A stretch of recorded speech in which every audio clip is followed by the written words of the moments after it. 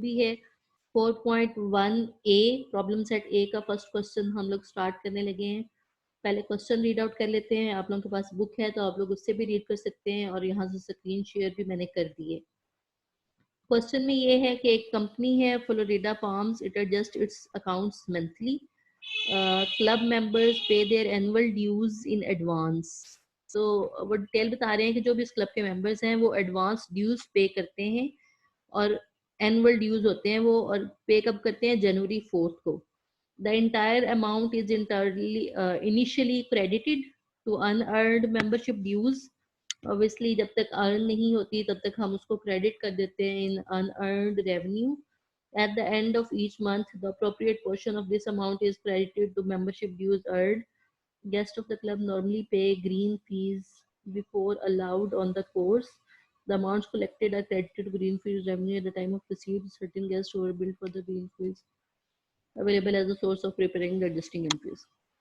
तो बेसिकली हमें जो नीचे उन्होंने ट्रांजैक्शन दी हैं, ट्रांजैक्शंस हम बाद में पढ़ेंगे, पहले हम इंस्ट्रक्शंस पढ़ लेते हैं कि इस क्वेश्चन में हमें करना क्या है। इंस्ट्रक्शंस पे लिखा हुआ है, for each of the above numbered paragraph prepare the necessary adjusting entries, if no adjusting entry is required explain why. Question number part B इसका है, 4 type of adjusting entries are described in the chapter. Using this description, identify the type of adjusting entry. Obviously वो तो जब हम transaction या entry करने लगेंगे तो उससे पहले हम टाइप आइडेंटिफाई करते हैं तो फिर ही हम एंट्री कर सकते होते हैं उसकी। Although the company building is fully depreciated, it is in excellent physical condition. Explain how this can be. तो इसको हम पहले क्वेश्चन सॉल्व करते हैं, फिर पार्ट सी का आंसर देंगे। तो सबको समझ आ रहा है कि हम कौन से क्वेश्चन पे हैं, कौन से पेज पे हैं, या इसको एक्सप्लेन करने की जरूरत है? यस मैम, आगे समझ। ओके, तो मैं अब वर्ड की फाइल एक ओपन कर लेती हूँ और इसमें क्वेश्चन सॉल्व करना स्टार्ट करती हूँ।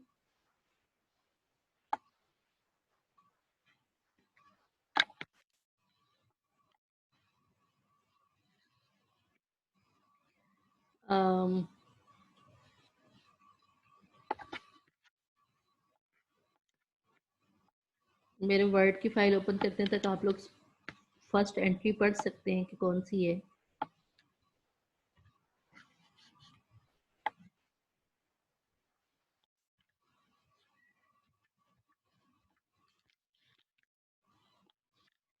Question number 4.1a।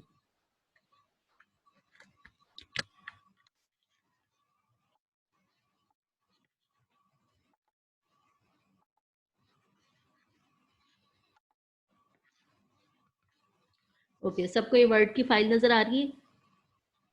Yes ma'am. That means screen share हो गई है। हम स्टार्ट करने लगे हैं क्वेश्चन नंबर 4.1a।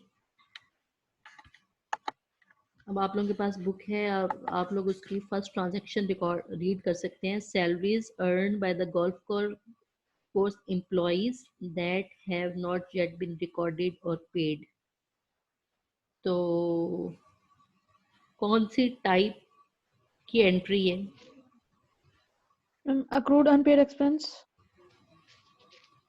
ओके, बाकी लोग सारे एक दफ़ा अपने जेन में सोच लें कि सैलरीज अर्न की हैं एम्प्लॉयज़ ने, बट हमने उनको अभी पे नहीं की। तो ये कौन सी कैटेगरी है?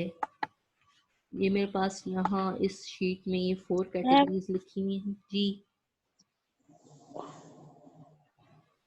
मैम इन कैटेगरीज में से बता रहा है, वैसे तो उनकी अनरिसीवेबल हुई ना, उन्होंने किया बट रिसीव नहीं हुई अभी। बेटे अनकलेक्टेड रेवेन्यू। ओके, तो इसमें कंफ्यूजन यही है, ये अनकलेक्टेड रेवेन्यू नहीं है, उस कंपनी के एम्प्लॉयज ने काम किया है, एम्प्लॉयज ने अर्न की हैं, ये सैलरीज कंपनी ने पे करनी है। हमने कंपनी के लिहाज से एंट्री करनी है, हमने एम्प्लॉयज के लिहाज से एंट्री नहीं करनी। ये एम्प्लॉयज के लिए रेवेन्यू है, कंपनी के लिए एक्सपेंस है। एम्प्लॉयज के लिहाज से हमने एंट्री नहीं करनी। ऐसा ही है जैसे अगर यूनिवर्सिटी ऑफ झंग है और मैं उसकी एम्प्लॉई हूँ और हर महीने के एंड पे मुझे पे देनी है, तो आप लोगों ने जो एंट्री करनी है वो यूनिवर्सिटी ऑफ झंग के लिहाज से करनी है। यूनिवर्सिटी ऑफ झंग ने मुझे पे करना है। यूनिवर्सिटी ऑफ झंग के लिए वो एक्सपेंस है, वो रेवेन्यू नहीं है। रेवेन्यू वो मेरे लिए है, लेकिन मेरा कंसर्न, मेरे से रिलेटेड एंट्रीज आपका कंसर्न नहीं है। आपने एंट्रीज करनी है यूनिवर्सिटी ऑफ झंग के लिए। तो ये एक बहुत ही कंफ्यूजिंग पॉइंट है। ट्रांजैक्शन हमेशा दो पार्टीज के दरमियान होती है, जैसे एक साइड पे कंपनी है और दूसरी साइड पे एम्प्लॉयज हैं। आपका काम इस बात पे खुद को फोकस रखना है कि हम जो ये एंट्री कर रहे हैं, हम कंपनी के लिहाज से कर रहे हैं या एम्प्लॉय के लिहाज से कर रहे हैं। इस क्वेश्चन में उन्होंने आपको कंपनी का नाम दिया है कि इस कंपनी के लिए एंट्रीज करें, फ्लोरिडा पाम जो भी कंट्री का नाम, कंपनी का नाम है। तो अब कंपनी के पॉइंट ऑफ व्यू से आप ये ट्रांजेक्शन 1 पढ़ें एक दफा फिर से और बताएं समझ आइए आपको, जिसने ये पहले क्वेश्चन किया है कि ये अनरिसीव्ड रेवेन्यू है।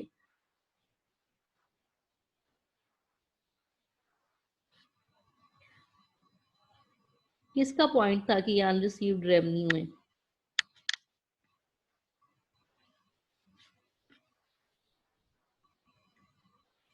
तो खैर मैं अगेन ये एक दफा दोबारा बोल देती हूँ कि कंपनी ने सैलरी पे करनी है लेकिन अभी तक नहीं की, तो दैट मीन्स ये अनपेड या अनपेड एक्सपेंस है या अक्रूड अनपेड एक्सपेंस है। और अक्रूड अनपेड एक्सपेंस के लिए एंट्री हम क्या करते हैं, ये आप लोग मुझे बताएंगे। कौन बताएगा इस कैटेगरी के लिए हम क्या एंट्री करते होते हैं, ये इस टाइप के लिए क्या एडजस्टिंग एंट्री करते होते हैं?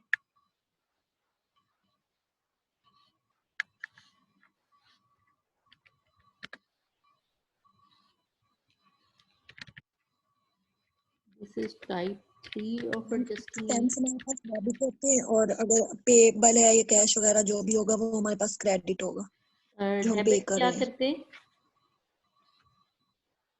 एक्सपेंस जो हमारे एक्सपेंस होंगे वो डेबिट होंगे। यस। तो ये टाइप 3 ऑफ एडजस्टिंग एंट्री है। मैं इसका पार्ट बी भी साथ ही कर रही हूँ। इसमें कहा था आपने टाइप आइडेंटिफाई करनी है एडजस्टिंग एंट्री की कौन सी है, तो मैंने पहले लिख दिया कि टाइप 3 है। इसमें डेबिट होगा सैलरीज एक्सपेंस,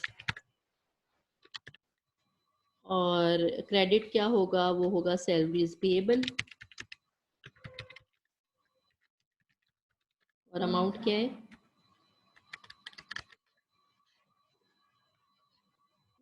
96 9600 and 9600। क्लियर? किसी को कोई कंफ्यूजन है तो वो क्वेश्चन कर सकता है।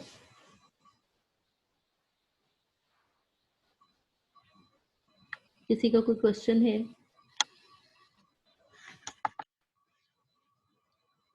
मेरे पास, अच्छा नेक्स्ट एंट्री पढ़ें।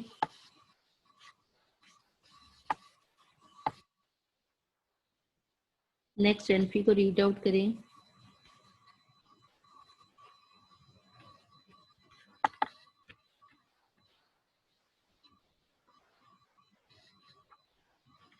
ट्रांजैक्शन नंबर 2 है, the Tampa University Gold team used Florida Palms for a tournament played on December 30th of the current year. At December 31st, the 1800 owed by the company by the team for a had not yet been recorded or billed. Next transaction पढ़ लिए सबने? Yes ma'am. क्या कहा है इसमें? कोई इसको explain कर सकता है कि ये सेंटेंस लिखा हुआ है इसका मतलब क्या है?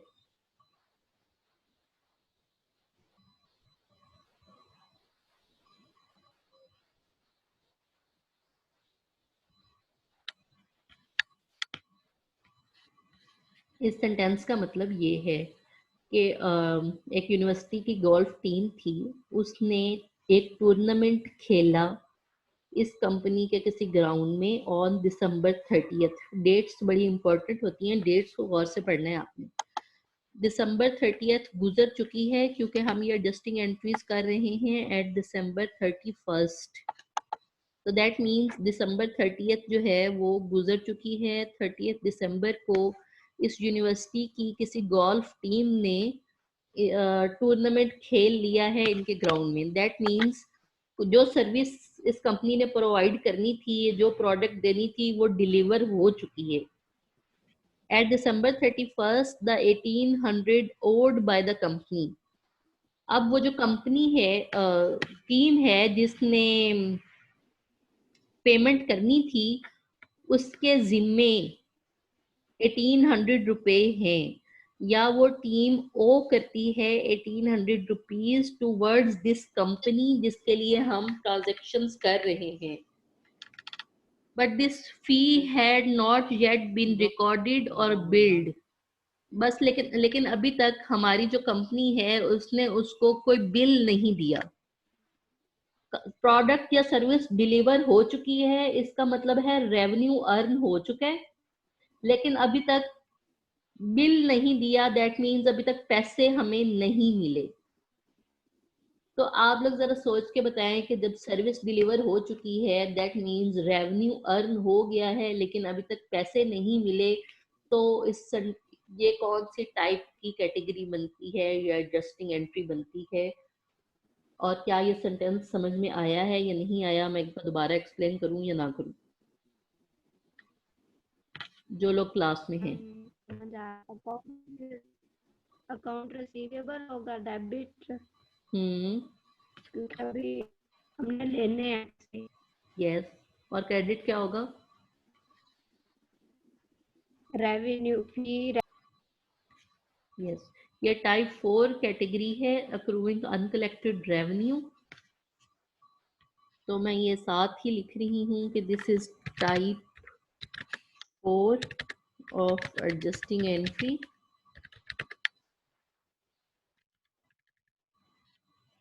और ये अकाउंट रिसीवेबल डेबिट,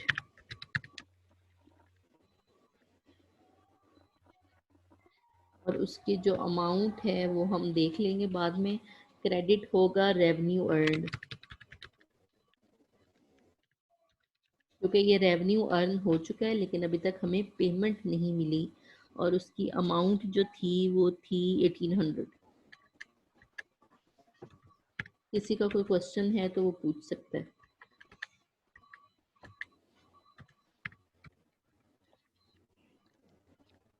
आपको ये वर्ड वाली फाइल नजर आ रही है जहां मैं क्वेश्चन सॉल्व कर रही हूँ? Yes ma'am. Okay, next transaction पढ़ें आप लोग अपने बुक से। Transaction number 3, membership dues earned in December for collection received in revenue amount to 106,000।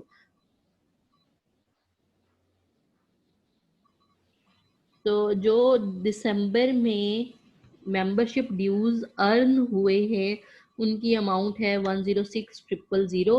और उन्होंने क्वेश्चन के स्टार्ट में बताया था कि ये सारी कलेक्शंस वो जनवरी में रिसीव कर लेते हैं लेकिन वो पूरा साल अनअर्नड रहती हैं। हर महीना जैसे जैसे एक महीना गुजरता जाता है तो एक एक महीने की ड्यूज जो हैं वो अर्न होते जाते हैं। तो ये कौन सी टाइप की एंट्री है और इसमें हम एंट्री क्या करेंगे ये आप लोग बताएं। मेंबरशिप ड्यूज जनवरी में पे हो जाते हैं लेकिन अनअर्नड रहते हैं, और मंथली उसका कुछ पोर्शन अर्नड में डाल दिया जाता है। ये कौन सी टाइप की एडजस्टिंग एंट्री है? Ma'am second type. Second type है कन्वर्टिंग लायबिलिटीज टू रेवेन्यू, और उसके लिए हम एंट्री क्या करते हैं, क्या डेबिट करते हैं और क्या क्रेडिट करते हैं? अर्न रेवेन्यू डेबिट होगा। कौन सा रेवेन्यू डेबिट होगा? अनअर्न्ड। Unearned, yes. और क्रेडिट क्या होगा? Earned revenue.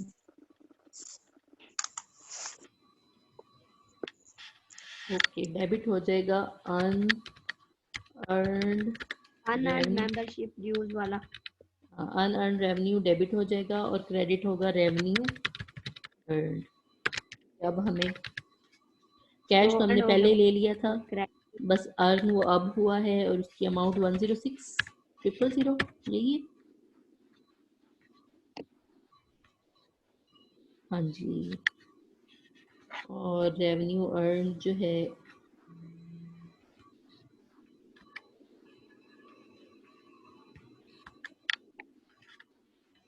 yes ma'am।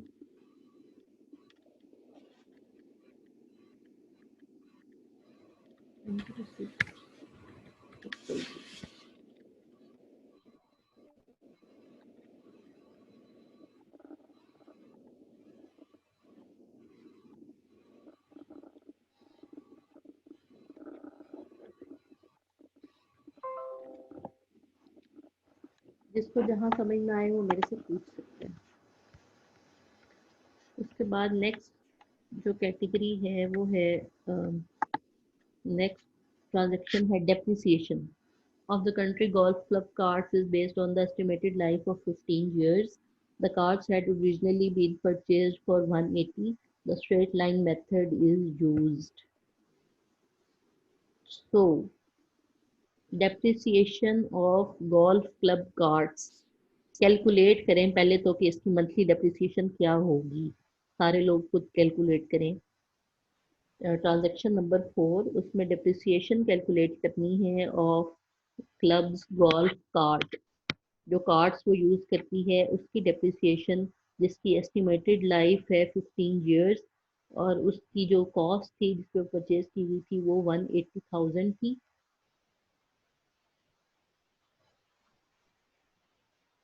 तो उसकी पर मंथ डेप्रिसिएशन क्या बनेगी, पहले ये कैलकुलेट करें।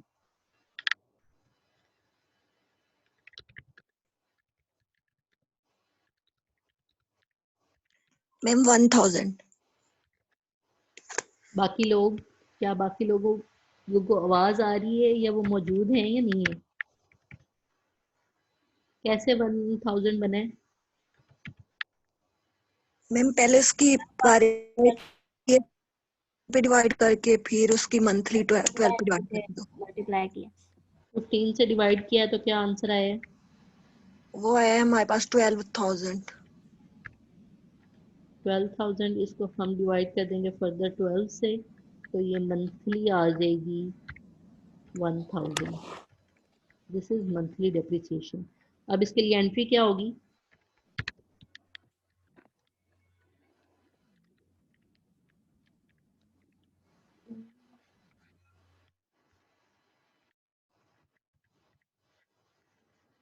डेप्रिसिएशन के लिए हम क्या एंट्री करते होते हैं?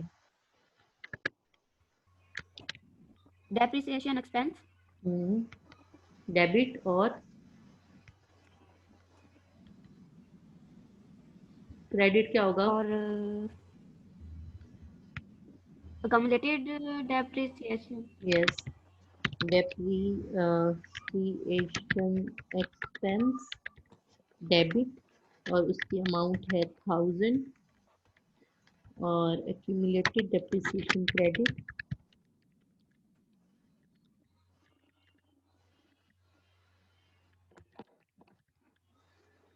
उसकी अमाउंट भी है जी 1000। Clear?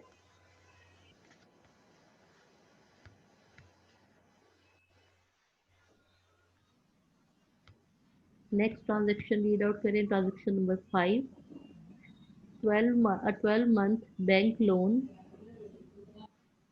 is the amount of 45,000 had been obtained by the country club on November 1st। 1 नवंबर को हमने लोन लिया है 45,000 का और हमने रिटर्न करना है इन 12 months। Interest is computed at the annual rate of 8%। 8% इस पे इंटरेस्ट है। The entire amount 4500 plus all of the interest accrued in 12 months life of them is due on October 31st। क्योंकि 12 महीने का लोन है, 1 नवंबर को लिया है तो ऑब्वियसली अगले साल 1 नवंबर से पहले पे करेंगे जो कि 31 अक्टूबर बनता है। Necessary adjusting entry was made on November 30th। November 30th तक सारी adjusting entries हो गई हैं।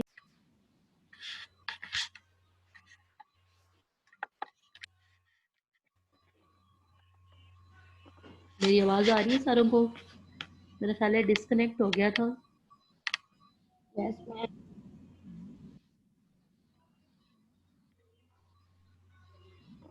ओके, नेक्स्ट ट्रांजैक्शन सबने पढ़ ली है? फिफ्थ वाली, हमने बैंक से लोन लिया है 45,000 का लोन लिया है हमने 1 साल के लिए, और उस पे जो इंटरेस्ट पे करना है वो करना है 8%।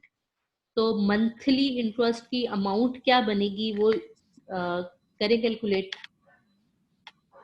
मंथली हम कितना इंटरेस्ट देंगे?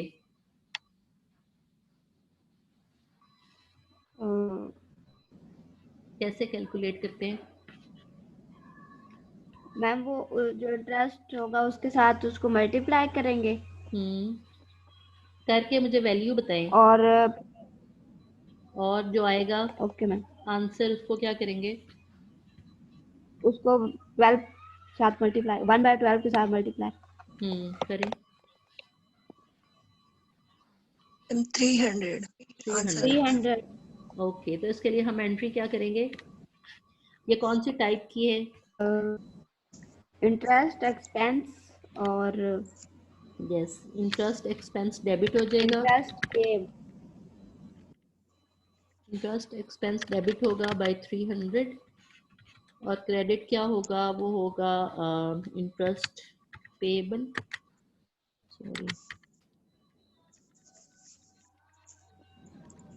इंटरेस्ट पेबल, और उसकी अमाउंट भी है 300। उसके बाद नेक्स्ट ट्रांजेक्शन है 6, a 1 year property insurance policy has been purchased on March 1st. The entire premium of 7,800 was initially recorded as unexpired insurance. That means कि हमने टोटल जो उनको इनिशली पेमेंट की थी वो 7,800 की थी, और ये 1 year के लिए थी। तो मंथली क्या होगी? पूरे साल की जो हमने पेमेंट की है वो उनको की है $7,800। तो 1 मंथ के लिए कितनी पेमेंट होगी? 7,800 डिवाइडेड बाय 12, 650 650 1 मंथ की होगी। और पहले वो अनएक्सपायर्ड थी, और अब हमने यूटिलाइज कर ली है। तो इस ये कौन सी type of expense adjusting entry बनती है? इंश्योरेंस एक्सपेंस हम्म और unexpired insurance. Okay,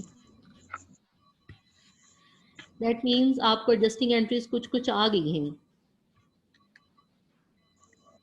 yes ma'am. Insurance expense, और उसकी अमाउंट कितनी बताई आप लोगों ने? 650। 650 ओके, ये कैलकुलेशन मैं नहीं कर रही, मैं आप लोगों पे किए पे ही भरोसा कर रही हूँ।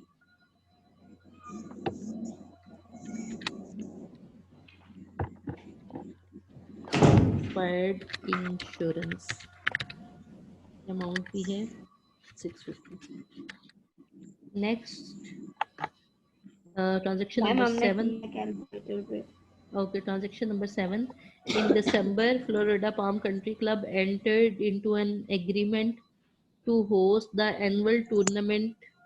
With year, the country club expects to generate green fees 4,500 from this event. इसमें क्या हुआ है एडजस्टिंग एंट्री? इसमें कोई एडजस्टिंग एंट्री होगी?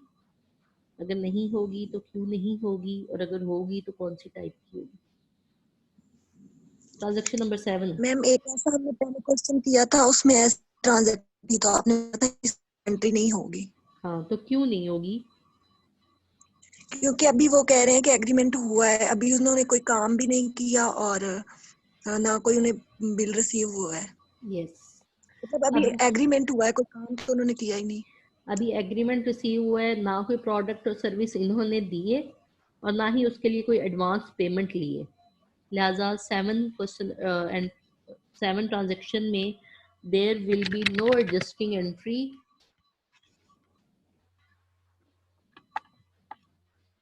There will be no adjusting entry as there is no product or service delivered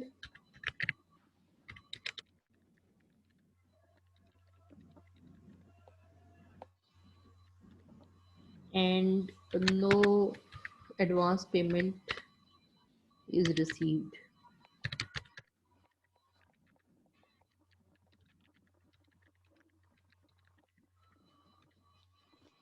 Okay.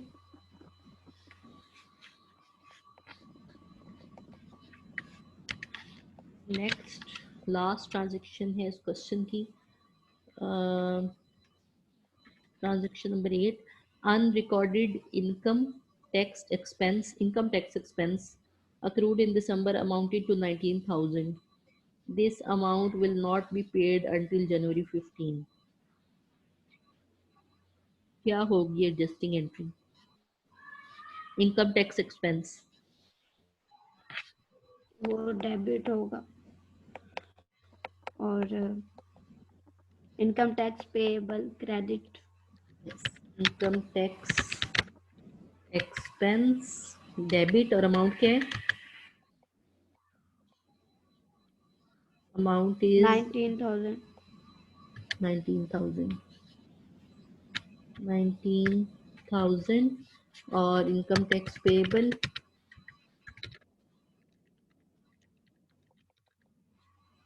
उसकी amount भी है 19,000. बस इतना सिंपल सा क्वेश्चन था और ये कंप्लीट हो गया.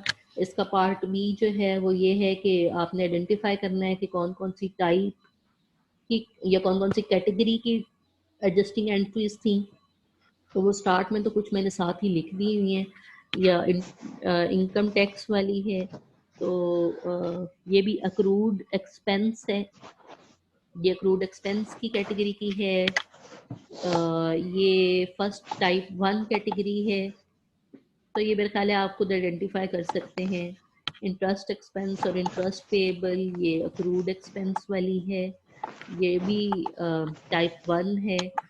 तो ये मेरे ख्याल है आप लोग आइडेंटिफाई कर सकते हैं. इसके साथ मुझे लिखने की ज़रूरत नहीं है. अगर है तो आप लोग बता दो. ज़रूरत है मैं अगले वाले ट्रांजेक्शन्स के साथ भी इस तरह से लिखूँ कि कौन सी टाइप की ये कौन सी कैटेगरी की एडजस्टिंग एंट्रीज हैं,